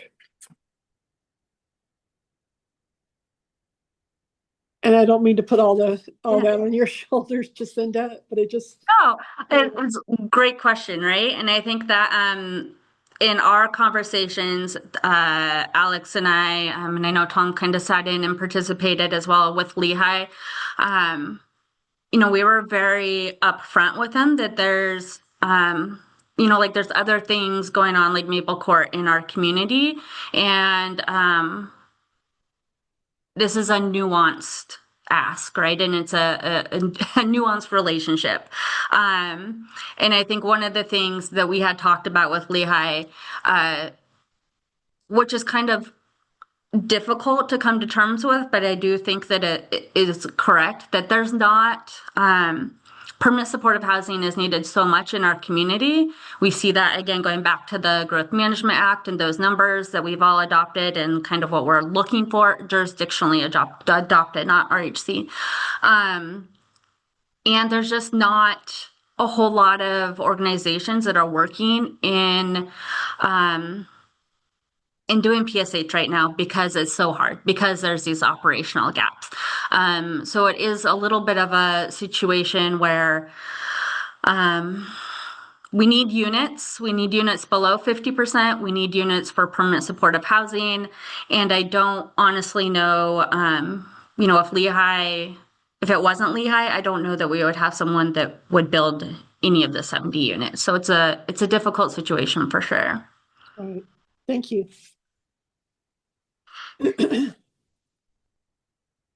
Thank you, Carolyn.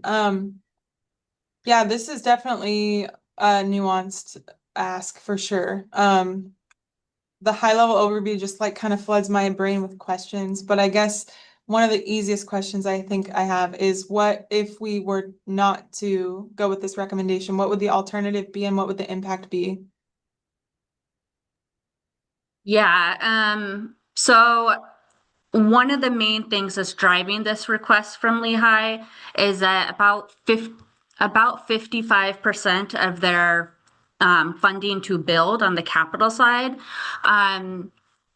and this is not unique to this project specifically, it's pretty common for permanent supportive housing, that funding comes from equity invested through the state's low-income housing tax credit program. So one of the things that they are experiencing right now is that because they have an operating gap, an operating deficit, they have not been able to attract a tax credit investor. So that essentially means, their tax credit award from the state was issued last year. The state, wants to see things built. So if Lehigh is not able to attract a tax credit investor, then they risk losing that equity, which is again about 15 million or about 50% of the project. And if that happens, quite honestly, the project probably isn't going to happen at all. So that is a large driver. So I think, if we say no, I think it puts Lehigh in a position that maybe they're able to attract a tax credit investor and maybe they continue to try and it's not successful and then we have no units. Okay. What is the impact on the people living at this project when we change the unit mix? So right now, because it's not built, I think in our systems and our discussions, Regional Housing Council and individual jurisdictions, we've talked a lot about our hope or our intent is for the tiny home village, the Franz Anderson tiny home village, which is adjacent also on City of Olympia owned property, that those 50 people in those 50 units, that this would be the next step, right? That they're kind of graduating onto more permanent supportive housing with services. So I think certainly, I think that the reality is that some of those people are not going, they need to have a very low rent. They have very low incomes. So the number of units available to them throughout the project, is maybe looking at 35 instead of 70. And then again, that other 35, is serving other areas of our homeless response system, people that maybe have slightly higher incomes or other are supported with other types of vouchers. Yeah.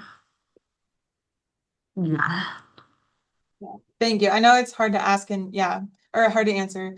I see Nick's hand and then we're going to move on quick because we are a little over time, but go ahead, Nick. Yeah, and I'll make it quick. And I don't want to be a dead horse, but one of the reasons why I think we need to talk more about different ways of doing things is because this is the private industry telling you that this model doesn't work and it's not sustainable long term unless the government just floods it with money, but then they can take away that money like they've done in the last few years. And so I really hope that this is an example of why we need to open up to different conversations about how to handle this issue, because this is the exact reason private industry is telling you this doesn't work. Thanks for your comments, Nick. All right, we're going to move on to the next one, which is a 2025 communications review presentation. Oh, wait, actually, we need to respond to the request. We'll what direction are you looking for here? Are you looking for us to, is this coming back next month or? Yeah, so in the agenda packet, I've included for y'all, which I think this is about page 29, the letter from Lehigh fully explaining the request, as well as background information. And then I also have from them their operating pro forma, if anyone is interested.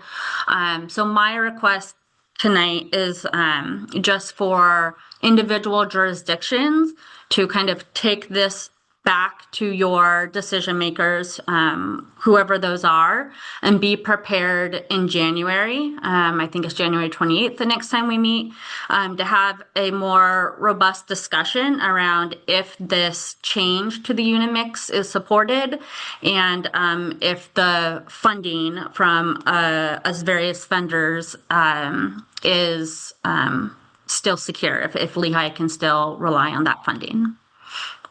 Okay. Okay, thank you. That's clear. Understood. And I'll take this back to the county and we can, yeah, have all of those conversations and come back. Nick, I see your hand again. No? Okay.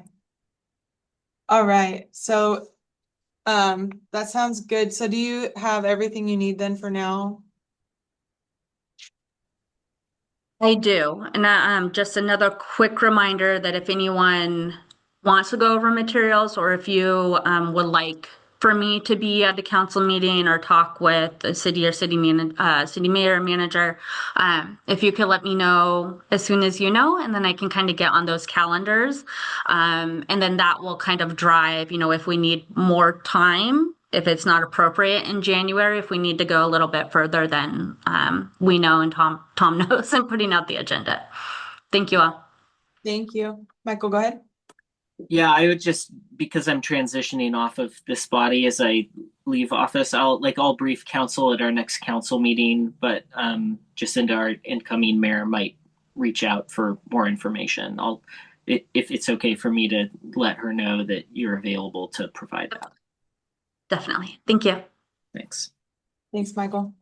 All right, so we're going to move on to the 2025 communications review presentation. And I'll hand this over to Elisa, who's been doing a wonderful job with communications this year. So I'm excited to hear your presentation. Thank you. So I've got a PowerPoint. Get that going.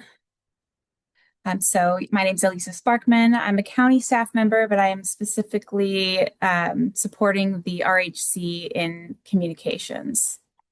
So we're going to go over what we did this past year. And as you all know, we started our Thurston Regional Housing newsletter. It's a quarterly newsletter about affordable housing and homeless response efforts in Thurston County. We have put out 3 issues so far. The spring was the first one, and summer, fall, and then the upcoming winter one is going out the beginning of January. So here are some of the stats. We have, as of last month, 1,579 subscribers, and we have a really good open rate. You see the industry average is 32.5%, and all of ours have been above that.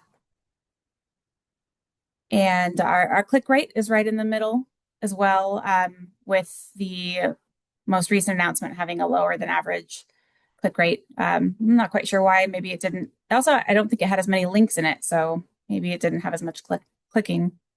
So anyway, so that's the newsletter kind of summary.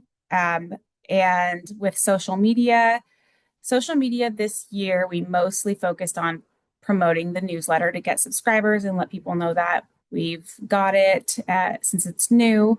We also do educational posts and RHC specific posts. We only did 12 posts this year, which is a little light, I would say.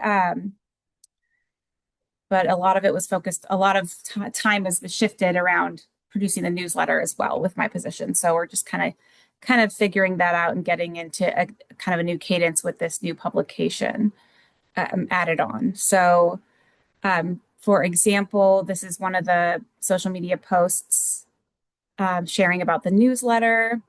And then we did an educational post. This is an example of what educational posts are like. You know, what is the Thurston County Local Home Fund? We also did one on defining and explaining what permanent supportive housing is. And then the RHC kind of specific posts are things like when we're recruiting for new advisory board members. And so bear with me on the next slide. It's a big table, but I'm going to just kind of highlight some things here. You can look at this in your packet in more detail. It has all of our posts on social media, some definitions of what the metrics mean. But I'm just going to kind of point out Facebook is by far where we get the most engagement and views and reach. Some of the highlights are the things that had kind of the highest views. The highest viewed of our posts was the Seeking Advisory members, which is pretty cool. The permanent supportive housing one did really well. The newsletter ones also got a lot of views, and so did the local home fund. So that tells us that the educational outreach materials or outreach that we've been doing has been getting pretty good play out there in the social media. So what we're going to kind of talk about more is the other little things that I've done. We had some announcements put out. We changed when the newsletter came out, we changed the announcements platform from being like kind of similar to a news release, but more like kind of an official paper that says RHC announcement, to doing that within the newsletter platform. So it's more like, so before the newsletter went out, we had 2 announcements done that way, and the other 2 were on the newsletter list. And then I put together the RHC historical timeline, which all of you who were at the in-person retreat saw that. And the outcome of the retreat was our vision, mission, and value statement. And I put together a one-pager on that. It has the kind of a description of the RHC at the top, and then the vision, mission, and values. So, so those are some of the other materials that we put out this year. And looking ahead to 2026, we have our, for communications, ongoing projects, managing the website, I do regular communications updates to the RHC at meetings. We have news releases, announcements, the newsletter, informational materials, and social media, and media requests. So those are kind of ongoing projects that my position kind of oversees. But then each year we have some specific projects. And so one of the first things that we're working on is putting together an orientation packet for new members of the RHC and an annual report. One of the projects that's been kind of carried over is expanding the RHC website and developing a communications manual for this position and the annual communications presentation. So those are those annual projects that I am proposing a new one based on our new mission. So a new project for 2026. Our RHC mission now is a collaborative regional effort to increase affordable housing and housing stability and reduce homelessness in Thurston County by advising decision makers, advancing regional goals, and educating the public. And so with educating the public being part of the mission, I am proposing a new communication project for the year of 2026, or for however long it really needs to take. Maybe it's just a few months to 6 months, but developing what that, an RHC education plan, or what that means for the RHC to be educating the public. So I'm proposing a committee for, a short-term committee to kind of figure this out. The committee's focus would be, what does educating the public look like for the RHC? How are we choosing what educational topics are selected? And then what are the roles for the RHC chair, vice chair, the members, the advisory boards, the tech team, and my role as communication specialist? So just putting together a group of hopefully some an RHC member or 2 tech team, advisory board members to see if we could have some discussion about what that means and bring that to an RHC meeting, maybe about halfway through the year next year. So that's really my proposal and what I wanted to end today with, kind of discussing if people think that's a good idea, or if they have another idea for how we can do that, or if they want me to kind of go ahead and put out the call for committee members and kind of start wrapping our heads around what that means for these next steps now that we have that identified as part of our mission. Awesome. Thank you so much, Elisa. I loved your presentation. I knew I was going to. And I really like the idea of the committee. I'm interested to hear what other folks think, but great job. And great job with all the work you've done this year on communications. I think I might be a top fan of the social media pages because I'm trying to always engage with them. And I just think you're doing a really wonderful job. So thank you. Are there any thoughts or questions for Elisa on the committee specifically, or just anything else? Danny. Yeah, so you're talking about a committee of RHC members, advisory boards. Okay, so it would be a combo. Yeah. A combo. Okay, good. Yeah, I just wanted to note that like we can't have more than 2 voting RHC members on a committee, but alternates could also participate and advisory board members could participate. So yeah, I love that you have noticed that need with the new mission statement and are like, oh wow, if that's, you know, part of what we do here, we should build a plan around that. So really appreciate it. Absolutely. Yeah. Thanks, Danny. I echo everything Danny said. Any other thoughts? I'm curious to know what folks think about formulating some sort of committee to work on the education piece. It sounded, Elisa, like you were thinking like a short-term committee to do some planning and then the committee's done. Is that kind of what you were thinking? Yeah, I was thinking maybe 3 to 6 months, maybe 3 to 5 meetings. Okay. Any thoughts on that from anyone? That sounds reasonable. Yeah, I think it sounds good. I would really like to see us do that because yeah, I like how you pick apart like the mission and pulled out that one piece and identified it as something that kind of fell within your wheelhouse, especially with all the education you've done this year with your newsletters. So do you need direction on a committee, or do you want to bring this back again next month? Or I think just a thumbs up on moving forward with that and kind of putting together maybe a plan for the committee. And so just a thumbs up that I can move forward with that. I don't think it needs any kind of formal approval. And then I think we might be having some new members right at the beginning of the year. So maybe that would be a good time to kind of revisit that and see who wants to join the committee at the January. Perfect. That sounds great. 2 thumbs up. Cool. Thank you. All right. Thanks, Elisa. Great job. All right. That brings us to, oh, that caught us up. Wow. Extra kudos to you, Elisa, for getting us all caught up. I talk fast. Good job. So that brings us to good of the order. Are there any items for good of the order? It's our last meeting. I do. Okay. Carolyn, and then I see Michael.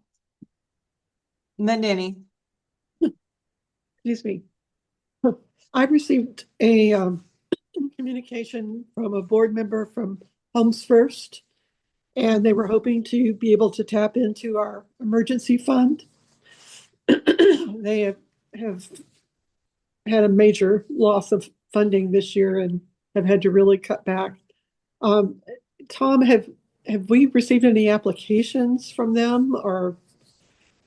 Yes, and Jacinda and Alex can speak to it, but the Opportunity Fund, so just to distinguish, the Opportunity Fund is on the affordable housing side. The Emergencies Fund is smaller on the homeless services side, but Okay. The Affordable Housing Advisory Board has received an Opportunity Fund application from Homes First. Okay. Is that correct, Jacinda? And when is that are they going to look at that anymore on that, Jacinda? Yeah, our board they have the application.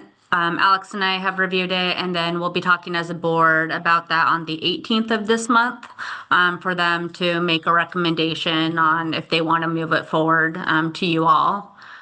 So that will be coming soon. Okay, thank you. Go ahead, Michael. Thanks. It is my last meeting as a regional housing council member. So I would be remiss if I didn't thank the staff over the past few years of being on this body for being just the utmost definition of professionals in helping us navigate this work. And I think like we've been able to accomplish a lot of really good things over the time I've been on this board. And I think a lot of that is due solely to the dedication, professionalism, and outstanding work that the staff has contributed to that. So I just wanted to say thank you to the staff and to all the other members of the RHC and to all of our jurisdictional support staff too, for making this a really great experience to be on this council and this board. So thank you. Thank you, Michael. I was going to bring that up at the very end, but you jumped in. That's totally okay. I see hands. Oh, sorry. And no, that's okay. I'm glad you mentioned it because I was also going to try to do a little send off for you at the end of the meeting and just say that I really appreciate all of the work you've contributed to this council. And, you know, like I wouldn't have known really how to be the chair of this council if it weren't for you doing such a good job and me being able to watch you and learn from you. So I appreciate all of your time here, and I know everybody else does as well. Yes, thank you, Michael. Yeah. Could I add, Michael has been in on this from the very beginning, from its infancy as an ad hoc committee. And he's been a steady voice. He's brought great ideas.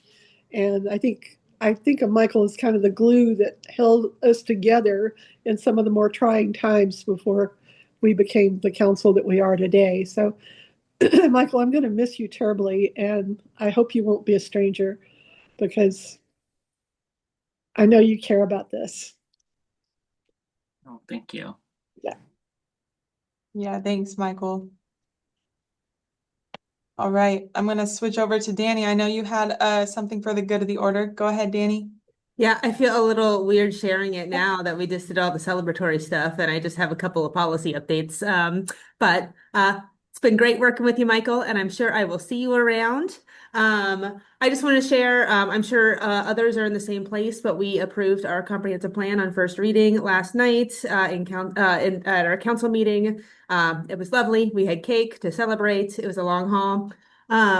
So like I said, I'm sure others of you are getting close to yours if you're not going through the process yourselves. And all of us will have, new housing chapters. So it would be interesting to crosswalk those at some point. And also next week, we do have a couple of screening policies for tenants on our agenda. One is pertaining to not requiring that somebody provide a social security number for identification purposes and essentially allowing alternatives for somebody does not have or does not want to provide a social security number. And the other is pertaining to rent to income ratios, like how much somebody's salary has to be compared to how much the rent is to be able to screen somebody in as to whether or not they're able to apply for that housing. So that's on our agenda for next week. I just wanted to flag that for folks who are interested. I'm happy to chat with anybody about some of the stuff that we're working on.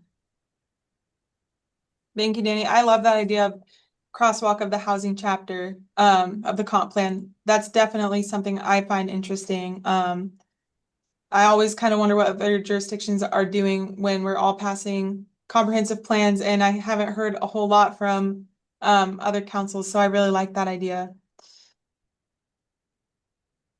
Are there any other items for good of the order? All right. Well, that brings us to the end of our meeting, and our next meeting is January 28th. So I will see you all then. I hope you all have a really good holiday and take care. I'll see you next year. Thank you. Bye, everyone. Thank you all.